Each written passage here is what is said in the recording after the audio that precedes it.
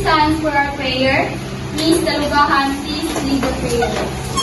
Let us all pray in the name of the Father, the Son, and the Holy Spirit. Our Father, who art in heaven, hallowed be thy name. Thy kingdom come, thy will be done, on earth as it is in heaven. Give us this day our daily bread, and forgive us our trespasses, as we forgive those who trespass against us. Do not bring us to thy light, and deliver us from evil.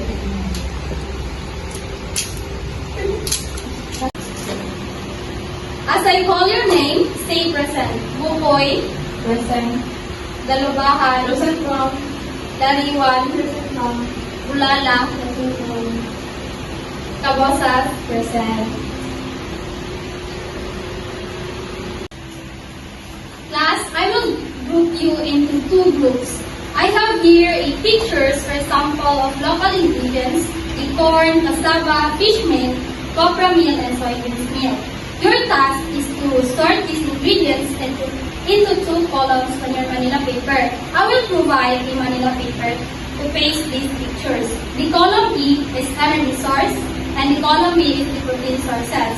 Next is choose one ingredient from column E, which is energy sources, and one for column B for the protein sources that are most abundant in our town. You have the 5 minutes to do this work. Here is group 1, then group 2.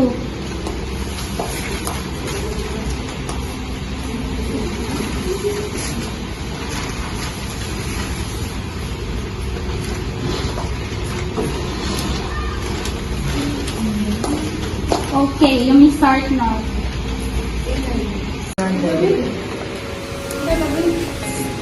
Nandito sa selected ingredients.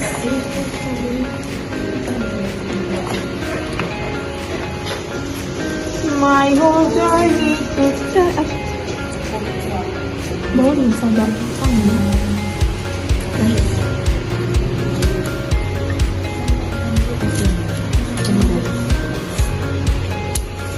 kaning dalawa ko dito.